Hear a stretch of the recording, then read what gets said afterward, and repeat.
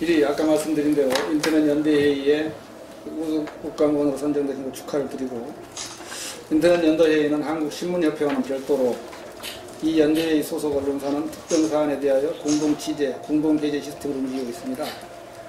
이번 국감 관련 릴레이 인터뷰도 그렇게 진행되고 있습니다. 예. 의원님께서 이번 국정감사에서 가장 큰 성과를 꼽으신다면? 정부의 자료 제출 미흡, 거부하거나 내더라도 아주 부실한 경우들이 여전히 반복이 되고 있고, 또 이 증인을 채택하는 과정에서 또 각 당 간에 이렇게 이제 합의를 해가는 과정에서 또 이 증인 채택에 또 인색한 그 정당들, 이런 문제 때문에 국정감사가 근본적으로 충실하게 이렇게 진행이 되지 못하는 그런 아쉬움이 계속됐었다, 이렇게 말씀을 드리고, 특히 뭐 우리 교문위 같은 데는 전통적으로 서로들 여야 간의 그 대립과 갈등이 심해서 항상 하행을 거듭하기 일쑤였는데, 다행히 금년도 국정감사에 있어서는 그런 어떤 심각한 그런 대립이나 갈등, 또 그에 따른 파행이 없이 하여튼 순조롭게 진행이 됐다, 이런 점은 성과라고 볼 수가 있겠습니다. 특히 이제 새 정부 들어서서 우리 교육정책이 어떻게 나아가야 할 것인지에 대해서 많은 토론이 있었다라고 생각하고, 특히 문체부소관에서는 사실은 그 박근혜 최순실 국정농단이 그 문화체육관광부를 주 무대로 해서 이렇게 벌어졌기 때문에, 그러한 이제 국정농단을 잘 깨끗하게 정리하고 미래로 나아가기 위한 여러 가지 적폐청산 문제라든지 또 미래의 어떤 발전 비전 등이 또 모색된 그런 의미에서는 작년도 국정감사는 우리 최순실 사태의 발원지가 우리 교문이었습니다만, 또 그랬던 것만큼 금년도 국정감사에서는 그러한 문제들을 매듭을 짓고 미래를 향한 교육, 또 미래를 향한 문화예술 정책, 이런 부분들에 대해서 진지한 논의가 있었던 것은 상당히 성과다, 이렇게 생각을 합니다. 그런 의미에서 거기에 추가로 한 가지 질문 드리고 사안이, 지금 그 교육부에서 고등학교 학점제 문제를 지금 추진하려고 그러는데, 예. 그 문제에 대해서 어떻게 생각하십니까? 저는 뭐 이제 우리 아무래도 지금 그 학교 교육, 초, 중등 교육 정상화를 위해서 여러 가지 그런 변화를 좀 구하는 걸로 보기 때문에 아직 뭐 그런 방침이 이제 내부적으로 확정이 됐다라고 들었습니다만은, 앞으로 여러 국민들의 의견도 충분히 듣고, 또 전문가라든지 또 관계자, 이해관계자들의 의견을 들어서 또 예상되는 부작용이나 문제가 있을 수 있거든요. 그런 것들에 대해서 충분히 보완책을 마련해서 최종 확정하고 또 시행해 나가는 것이 좋겠다, 이런 생각이고, 또 그래서 너무 또 실적에만 급급해가지고 이걸 서둘러 시행하지 말고, 아마 제가 듣기로는 2022년 목표로 이렇게 들었습니다만, 시범학교 내년부터 시작하고, 그래서 너무 막 그 조기에 막 그 성과를 내야 되겠다, 막 서두르기만 하지 마시고 충분히 2022년이면 아직도 5년 정도 시간이 있기 때문에 충분히 시범 실시해보고 또 예상되는 문제점에 대한 보완 대책들 충실히 강구해서 잘 시행해 나갔으면 좋겠습니다. 우리 질문사항에 의원님 가까운 동네 얘기도 하나 있습니다. 예. 서남대 폐교 문제 있잖아요. 예. 거기에 대해서 한 말씀 하시죠. 어떻든 그 유경 사업을 하면서 그런 횡령이라든지 그런 배임, 이런 것들로 인해서 결과적으로는 그 학생들과 학부모들한테 엄청난 피해를 주는 일이죠, 사학이. 그래서 지금 서남대 경우도 아마 횡령액이 334억으로 굉장히 상당히 큰 액수입니다, 그 문제가. 지금 그걸 해놓고 지금 횡령액을 지금 변제를 못한단 말이죠, 저님 이사장이. 예. 그래서 지금 폐교 유기에 지금 내몰려 있는. 한남대가 산 거 아니에요? 아니. 안 샀어요? 예. 지금 지금 교육부 입장에서는 그 학교 경영권을 갖기 위해서는 전임 이사장이 횡령한 334억을 기본적으로 내놓고 또 학교를 정상화하고 발전시킬 수 있는 그런 대책을 세워서 내놓으라고 그러는데 쉬운 말로 아니 쉽게 그 334억을 내놓기가 쉬운 일 아니잖아요. 네, 또 이걸 내놓으면은 100% 완전한 경영권을 갖기를 원하는데 그렇겠죠. 또 교육부 입장에서는 또 기존의 관행이나 기존의 판례 또 이런 것 등에 의해서 100% 경영권을 또 보장해 주기가 또 쉽지 않다라는 이런 부분이 있어서 그 334억이라는 기본적으로 내놓아야 할 돈도 또 돈이고 또 그걸 내놓고 어떤 발전기금 같은 것을 더 추가로 한다 하더라도 또 100% 경영권 보장이 그 교육부에서 담보 보장할 수 없다 이렇게 되다 보니까 그걸 누구 새로운 인수자 재정 기여자를 찾기도 사실은 쉽지 않은 상태입니다. 해결 방안이 아직은 그럼 안 보이네요. 현재는 지금 폐교 절차가 진행 중에 있습니다. 폐교 폐교 절차가 이제 진행 중에 있기 때문에 의대 때문에. 네 그렇습니다. 의대 아마 의대 욕심을 나서 좀 몇 군데에서 지금 현재도 뭐 그런 뜻을 아까 보이고 있는데 과연 그 334억 원 이상의 그런 돈을 내놓아야 되고 또 내놓는다 하더라도 또 교육부 입장에서는 그 사람 내놓는 사람이 100% 경영권을 행사할 수 있도록 만들어줘야 되는데 그 만들어주는 부분이 교육부가 책임지기가 쉽지 않다라는 그런 지금 상태이기 때문에 그 문제도 그렇고 요번에 그 이제 가장 중요한 엊그제 그 수능이 끝났는데 이번 수능도 상당히 그 기존 수능에 비해서 좀 어려웠다 그래가지고 수능의 그 일관성 문제가 할 때마다 제기되는데 이 문제는 어떻게 하시면 좋겠습니까? 수능 일관성 문제. 지금 그 정부에서는 뭐 수능을 절대평가로 바꾸어서 학생부 종합전형을 더 확대하는 쪽으로 가려다가 일단 보류했죠. 금년에 결정하려다가 이제 보류를 했는데 그 학생부 종합전형이라는 것이 쉽게 지금 별명이 뭘 넣고 있냐면은 이게 저 학부모 전형이고 금수저 전형이다라는 또 이야기를 듣고 있잖아요. 현대판 음서제. 그 학생부의 어떤 그 공정성, 투명성 이런 부분들이 확보되기 전까지 섣불리 수능을 거의 폐지하거나 무력화시키고 학생부 종합전형으로 나가는 것은 또 다른 문제가 상당히 있습니다. 그래서 어떤 이 수능이 가지고 있는 아까 말씀하신 그런 사항들 그 어떤 뭐 어려웠다 쉬웠다라고 했다가 어떨 때는 또 쉬울 때는 변별력이 없어서 문제다 여러 가지 수능이 안고 있는 여러 가지 문제점 등을 보완해 나가는데 좀 더 주력을 해야지 그렇다고 해서 수능을 그냥 폐지하고 학생부 종합전형으로 전환한다 하는 것은 또 학생부 종합전형이 갖는 문제들이 있기 때문에 그렇게 섣부르게 갈 일은 아니라고 생각합니다. 이번 국정감사에서 의원님께서 주도적으로 관심을 가졌던 내용은 어떤 것입니까? 저는 이번 국정감사에서는 문체부가 작년에 박근혜 최순실 국정농단의 주 부대였기 때문에 그런 문제들을 말끔하게 정리하고 미래로 나아갈 수 있는 그런 어떤 토대 그런 것을 구축하는 데좀 정부가 진력을 다해야 되는 거 아니냐 해서 그 점에 대해서 항상 관심을 가졌고 저는 이번에 그 교육부 소관으로는 고등교육의 정상화, 고등교육 발전이 대한민국 미래 발전을 위해서는 필요하지 않느냐. 근데 지금 고등교육이 지금 부딪히고 있는 여러 가지 문제들이 있는데 첫째는 뭐냐면은 그 구조조정을 위한 평가가 다른 평가들과 맞물려 가지고 아주 그 대학들이 그 평가 노이로제에 걸려 있습니다.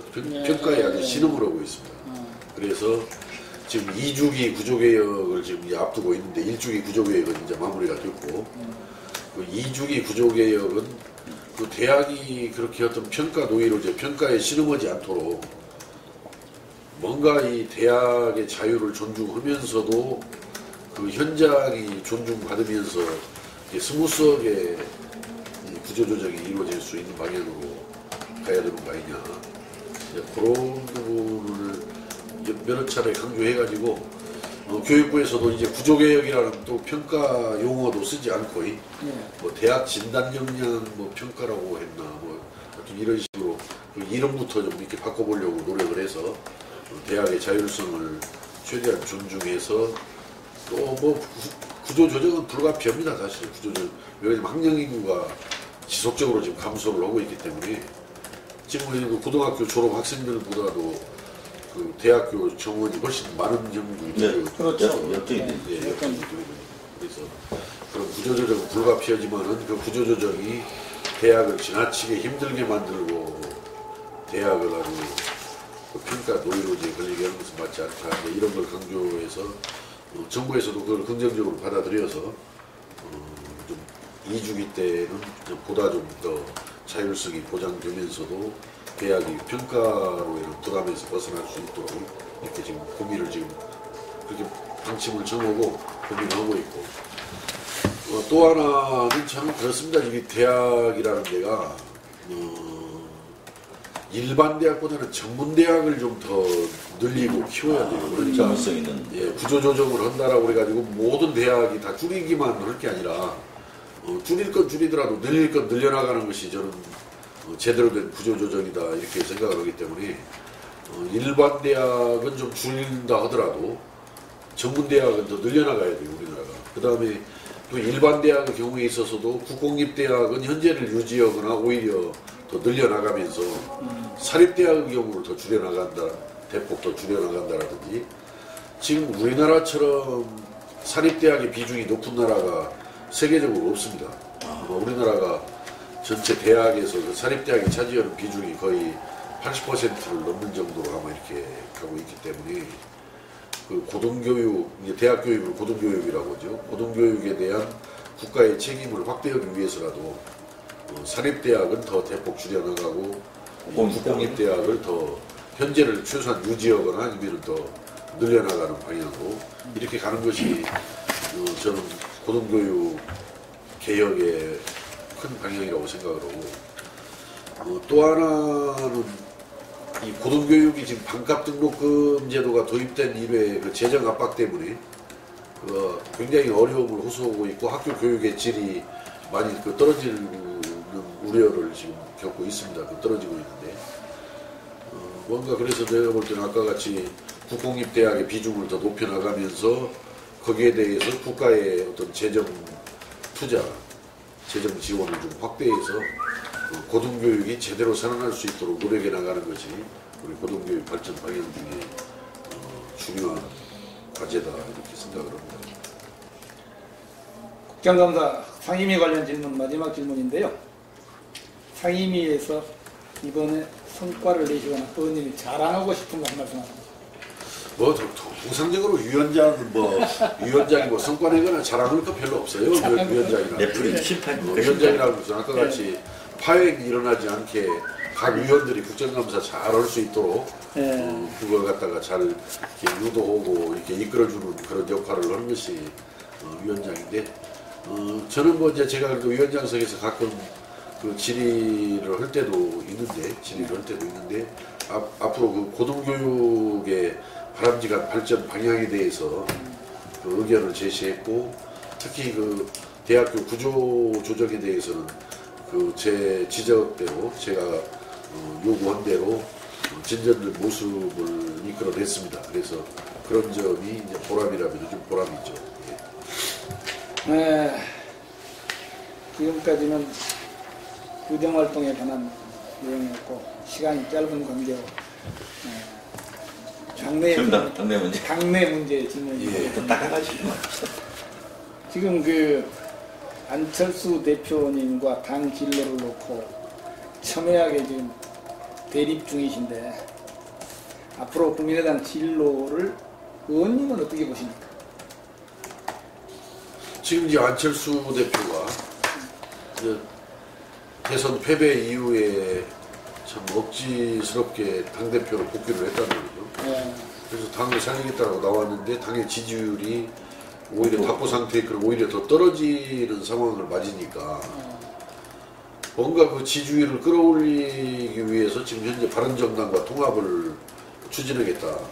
여론조사를 해보니까 국민의당과 바른정당을 통합하면 지지율이 2등으로 나온다 이렇게 매달려가지고 그 지금 바른정당과 그 통합을 추진하는데 저는 그 지지율을 끌어올리기 위해서 바른정당과 통합하겠다라는 그런 정치공학적인 그런 접근, 이것은 굉장히 한심하고 아니한 접근이라고 생각이 들어요. 점수가 안 나오면 공부를 열심히 할 생각을 해야지 학교를 전학 가겠다라고 하는 게 나는 똑같다고 생각합니다. 성적이 안 좋고 점수가 안 나오면 공부를 어떻게 하면 공부를 열심히 해서 점수를 높이고 성적을 높일까 이 생각을 해야지, 점수 안 나오니까 이 학교 전학 가겠다? 그건 정말 좀 너무 아니하고 방향을 잘못 잡은 것이기 때문에 지금 현재 우리 국민들이 지금 먹고 사는 문제 때문에 굉장히들 지금 힘들고 고통을 겪고 있지 않습니까? 그럼 어떻게 하면 이 경기 부진을 탈피해서 또 경제를 살려내서 일자리를 만들고 국민들이 먹고 사는 문제를 해결할 수 있을 것인가, 이런 부분에 고민을 해서 좋은 정책을 발굴해서 정책을 제시한다라든지, 지금 뭐 포항에 엊그제도 큰 지진이 와서 수능을 일주일 연기하기까지도 했지만 뭐 그 2014년에 세월호 참사라는 엄청난 안전 문제도 터졌고, 이거 어떻게 보면 우리 대한민국 국민들이 안전한 나라에서 생업에 안정적으로 종사를 하면서 잘 살아가게 할 것이냐, 이런 고민들을 해서 거기에 맞는 어떤 정책이나 이런 것들을 발굴해서 제시하면서 국민들 관심을 불러일으키고 감동을 불러일으켜서 지지율을 올리는 방향으로 이게 노력을 해갈 생각을 해야지, 무슨 정치공학적으로 뭐 합쳐가지고 지지율을 끌어올리겠다, 이것은 저는 잘못된 선택이고 또 아니한 그런 접근이라고 생각이 들고, 두 번째 저는 그 방향이 잘못되었다고 생각합니다. 뭐 연대를 하고 통합을 하려면 저 민주당 쪽으로 연대를 하든지 통합을 하려고 생각을 해야지. 저는 물론 민주당과 통합하는 것도 저는 반대를 하는 사람입니다만, 왜 하필이면은 그 YS의 신3당합당이 연상되는 바른정당, 한국당, 자유한국당까지를 연상시킬 수 있는 이런 방향으로 그 어떤 연대 통합의 길을 잡느냐. 저는 이건 그 연대나 통합을 서두르는 것 자체도 잘못됐다고 생각하지만 연대 통합의 방향도 저는 잘못 설정됐기 때문에 그건 잘못 가고 있는 것이다, 동의할 수가 없다. 동의할 수 없고 잘못 가고 있는 것까지는 좋습니다. 그런데 만약에 그럼에도 불구하고 안 대표가 계속 지금 현재의 길을 계속 갈 경우는 어떻게 되겠습니까? 못 갈 겁니다. 그리고 아마 저지시키고 그 통합 우리가 막으면은 아마 그 길 갈 수 없을 겁니다. 못 가게 할 자신은 있으십니까? 그러면 뭐하니 예. 국회의원 다수가 반대를 하고 있는데 그 국회의원 다수를 무릅쓰고 통합을 시킬 수 있겠어요? 저는 현실적으로 그 불가능한 일이라고 생각하고요. 우리가 동의하지 않기 때문에 불가능한 일이고, 지금 현재 결국은 본인이 그것이 불가능하고 무산이 되면은 결국은 그 추진했던 안철수 대표 등 많은 사람들이 결국 상처를 입는 일이라. 그렇죠. 그러니까 그 상처를 입지 않도록 지금이라도 중단하고 이 국민의당을 작지만은 단단한 당으로 갈 수 있도록 내부 소통을 더 활발하게 펼쳐가도록 노력하면서, 국민의당이 분명하게 이 국회 또 국정에 있어서 주도권, 결정권을 행사하도록 노력해 나가는 것이 필요한 일이지. 지난번에 김희수 헌법재판소장 문제, 김명수 대법원장 문제 때 국민의당이 나는 명확하게 나왔어야 한다고 생각해요. 무슨 뭐 당론을 정하지 않고 자율투표에다 맡기겠다, 이것은 국민의당이 저는 잘못 취한 선택이라고 생각이 들고, 찬성이면 찬성, 반대면 반대를 미리 정해가지고 그 투표하기 전날 다 예고해주면서 찬성해야 할 것 같으면 미리 예고해줘가지고 40명이 다 찬성해주고, 만약에 반대를 해야 되겠다라고 결론을 끌어냈다면 40명이 누수 없이 다 반대를 다 해서 부결을 시키고 이렇게 가는 게 저는 국민의당이 올바른 길이지, 그렇게 애매모호하게 마치 뭐 자유를 존중하는 것처럼 뭐 자유를 맡기겠다, 이건 저는 비겁한 행태였다고 생각합니다. 국민의당이 분명히 40석이지만은 작지만은 40명이 함께 움직이면은 국회에서 결정권, 국정에서 결정권을 행사할 수 있는 것이거든요. 그렇기 때문에 지금 그 평화개혁연대 그거는 어떻게 생각하십니까? 지금 그 문제는 자칫 그것이 당을 분란으로 이끌 우려가 있지 않느냐라고 걱정하는 분들도 있고, 그래서 일단 그 방법론에 대해서 좀 고민을 하고 있습니다. 어떻든 평화개혁연대를 만들어서 그 안철수 대표의 잘못된 그 통합 추진을 저지하려는, 그래서 결과적으로 당이 분당되는 사태를 막기 위해서 구상을 추진을 한 것인데, 또 거기에 대해서 또 이게 뭐 분당으로 가는 길 아니냐라고 바라보는 우려들이 있기 때문에 그건 조금 여러 가지 어떤 방법으로 할 것인지 조금 더 고민을 하고 있습니다. 네. 뭐 약속한 시간을 우리 또 보좌관님이 30분만 얘기해가지고 마지막 질문인데, 그 여기 우리 미리 내가 보내드린 질문서에도 나와 있습니다. 언론에 꼭 말하시고 싶은 내용이나 이렇게 강조하고 싶으신 현재 지역구 관련해서 전라북도 정치에 관해서든지 강조하고 싶은 문제 한 말씀만 짧게 해주시죠. 여기는 뭐 우리 동학농민혁명 기념사업하고 몇 가지 말씀하셨는데 지역에서 이제 그런 일들이고요. 저는 지금 현재 촛불 12혁명 이후에 새로운 대한민국을 건설하라 이 책무가 지금 저희들 300명 국회의원들을 비롯해서 정치권에 던져져 있다라고 생각합니다. 그 과제가 새로운 대한민국 건설이라는 과제가 던져져 있죠. 이제 새로운 대한민국을 건설하기 위해서 여러 가지 뭐 해결해야 할 과제들이 많이 있지만, 그 중에서 저는 가장 중요한 것이 제왕적 대통령제의 폐해를 되풀이하지 않도록 분권형 대한민국을 건설할 수 있는 분권형 개헌이 저는 필요하다라는 생각이 들고, 또 분권형 개헌 못지않게 또 중요한 것이 국민들의 민의를 그대로 의석에 반영하는 민심 그대로의 선거제도, 그런 선거제도의 개혁이 좀 필요하다. 그래서 선거에서 40% 지지 얻었으면 4, 3, 12, 120석이 보장이 되고 국회에서 정확하게 얻은 득표대로, 그래서 그래야만이 우리 국민들의 대표성이 제대로 실현이 되는 것이고, 그래야 또 소외받지 않고 대변받지 못하는 국민들이 없게 되는 것이고, 그래서 저는 새로운 이제 촛불 시민혁명의 명령대로 새로운 대한민국을 건설해야 되는데, 그 새로운 대한민국 건설하기 위한 이 기틀은 민심 그대로의 선거제도를 도입하면서 또 이 권력이 대통령 일인한테 집중되는 제왕적 대통령제를 극복할 수 있는 분권형 또 대통령제, 또 분권형 대통령, 분권형 이런 개헌이 필요한데, 그 속에는 중앙과 지방 간의 분권도 이번에 좀 담아야 돼요. 지금 현재 지방자치가 91년도 부활을 실시돼가지고 지금 여기까지 지금 한 5, 6년 이렇게 왔습니다만, 한 서반세기 이렇게 왔습니다만, 지금 현재 선거에 의해서 자치단체장 뽑고 선거로 지방의회를 구성했다 뿐이지 어떤 행사하는 권능이나 또 재정이나 뭐 여러 가지 이런 거 보면은 뭐 전혀 옛날 임명제 할 때는 뭐 똑같지요, 사실은. 예산 문제가.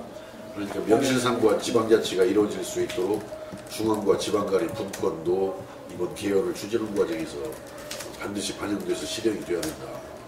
지금 그 분권형 대통령제는 여러 뭐 거의 상당히 그 컨센서스가 이루어진 것 같은데, 지금 말씀하신 그 정당 득표 형태의 그 의석 분배 문제는 독일형 비례대표 같은 경우 지금 자유한국당이나 이 민주당은 대단히 강하게 반대하고 있지 않습니까? 지금도 소선거제를 논의하고 있지 않습니까? 자유한국당이 아직 뭐 명백하게 자기들 의견을 이야기를 하지 않았습니다만, 뭐 그렇게 선거법 개정에 그렇게 뭐 적극성은 없는 것 같고. 그래요? 그러나 뭐 민주당은 뭐 그런 대로 지금 저희들하고 뭐 대화하면서 선거제도 개편을 한번 추진해보자. 이제 뭐 그렇게 나오고 있기 때문에 이제 자유한국당을 잘 설득해야 하는데, 근데 자유한국당도 분권형 개헌은 개헌을 지지하는 것도 알고 있는데, 그러니까 비례대표 분권형 개헌을 자유한국당이 원하면은 그걸 추진해 나가면서 빠따로 연동형 비례대표제는 많이 싫어하는 것 같던데. 그러니까 이제 그런 것은 뭐 자기들이 다 좋은 것만 다 취할 수는 없는 거 아니에요, 정당이라는 게. 분권형 개헌을 실현시키면서 그 자유한국당한테는 뭐 그 아까 민심 그대로 선거제도, 쉽게 말하면 뭐 전국 단위로 하든 권역별로 하든 연동형 비례대표제 도입이 민심 그대로 선거제도를 실현시킬 수 있는 것이기 때문에 전체적으로 그렇고, 그 다음에 정당공천제 같은 경우는 저번에 언제 한번 우리 의원님은 수기 심판제를 많이 도입하셨었죠. 그러니까 이제 연동형 비례대표제 도입했을 때 가장 큰 문제가 예. 공천. 예를 들어서 이제 지역구 선거에 있어서도 공천이 중요하지만은 예. 이제 비례대표 명부 작성을 해야 할 거 아닙니까? 그렇죠. 예. 명부 작성. 명부 작성 오다를 낼 때 누구누구가 오다에 들어갈 것이냐, 옛날처럼 밀실에서 정할 수 누가 1번으로 들어가고 누가 좀 꼴등으로 들어갈 것이냐 이런 순위를 이걸 그게 제일 그 연동형 비례대표제 도입 시에 가장 큰 과제가 그 정당의 민주화, 정당의 그 투명성 제고 이런 문제가 큰 과제죠. 비례대표 명부 작성을 만약에 당대표가 자의적으로 뭐 그럭저럭 작성해버리면은 그 죽도밥도 아닌 거죠. 예전에 그때 국민의당에서 수기 선거인단 제도를 한번 시행했었잖아요. 뭐 아니 그때가 뭐냐 당원에다 그걸 집어 넣으려고 그때 제가 노력을 했었고 언제 뭐 그럴 겨를도 없었죠. 이 수기 선거인단이라는 게 선거인단 자체를 제대로 잘 그 어떤 그 선거구별로 그 지역별, 성별, 연령별로 비례해서 선거인단 잘 뽑고 또 선거인단들 앞에서 후보자들이 정견 발표하고 또 정견 발표 이후에 또 후보자들 간에 토론도 하고 또 그걸 정견 발표와 토론을 본 사람들이 그 선거인단들이 그걸 보고 자기들끼리 군입으로 나눠가지고 토의도 하고 해서 이제 최종적으로 선거인단들이 투표를 하는 것인데 그거 하려면 좀 시간도 걸리고 좀 복잡해요. 근데 제가 볼 때는 지금까지 우리나라의 여러 가지 뭐 여론조사 뭐 방식 또는 뭐 권리당원 방식 또는 뭐 당원들 뭐 투표 뭐 모바일 투표 뭐 이런 것들이 있는데 그것들 방식들 중에서 그래도 가장 그래도 좋은 방식이 수기 선거인단 방식으로 이렇게 후보를 선출하는 것이 가장 좋겠다 생각인데 정당들도 뭐 아직 뭐 그런 생각들 없어요. 지금도 보면은 그냥 손쉽게 여론조사로 결정을 나오는데 이 여론조사 하다 보면은 착신전환 많이 해놓은 사람이 절대적으로 유리하게 되어 있고 마지막으로 한 질문 한번 하겠습니다. 심지어는 여론조사 왜곡했지 않냐, 여론조사를 조작했지 않냐라는 그런 의혹까지도 받는 일이 빈번한데도 그냥 손쉽게 여론조사인데 여론조사로 우열 대한민국 그 후보 결정하는 나라는 대만하고 우리나라밖에 없어요. 지구상에서. 여론조사 문제를 그걸 또 표로 환산하는 게 가장 문제입니다. 매표로 정해버리지 않습니까? 여론조사 그게 무슨 뭐 오차범위가 분명히 있는데도 나중에 결선을 할 때는 그걸 매표로 환산을 하니까 이게 큰 문제가 되는 거죠. 하여튼 마지막 질문입니다. 요즘 세간에는 뭐 오차 범위로 얘기하면은 국민의당은 지지율이 없는 정당이다라는 얘기가 나옵니다. 4.5%가 나와가지고 정당의 개념이 없잖아요. 오차 범위로 하면은 뭐 플러스 마이너스 3.0% 하니까 1.5%가 지지가 이게 지지냐? 독도가 일본 땅이라고 지금 해도 3% 이상 지지가 나오는데 이 문제를 가지고 내년 지방선거가 이제 한 18개월 정도 남았는데 어떻게 했으면 좋겠습니까? 국민의당. 이게 지금이라도 그런 잘못된 그 통합 추진을 보려고 그 통합을 해야 되는데 통합을 해서는 안 되네 가지고 싸우면 싸울수록 지지율은 더 떨어지게 되어 있잖아요. 그렇지. 그러니까 뭐 실현 저는 가능성도 궁극적으로는 없다라고 가지고 또 그 내용으로도 잘못된 그 내용이라고 봐지기 때문에 지금이라도 그 통합을 접고 제가 항상 강조해온 대로 작지만 단단한 당으로 나아가는 거예요. 어떻든 좀 혼자 그냥 사기에 운영하듯이 우물딱주물딱 하지 말고 충분히 당내에 소통 원활히 해가면서 당내 민주화요. 해나가고 또 아까 제가 또 강조한 대로 지금 국민들 가장 제일 관심사는 그 안전과 함께 지금 먹고 사는 문제예요. 지금 먹고 사는 문제, 일자리 문제. 그래서 이제 진짜 마지막으로 우리 임선배 의원님이 지방선거 관련돼서요.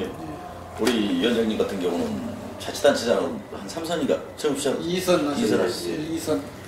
그래서 내년 지방선거 관련돼서 광역자치단체장으로 우리 유성엽 위원장이 전라북도. 네, 저는 뭐 안 나간다고 이미 선을 내놓았는데 여기서 딱 이제 그건 내립지어진 겁니까? 매듭지어졌어. 그건 매듭지어졌어. 안 나간다고 선을 작년에 그렇습니다. 해놓았거든요.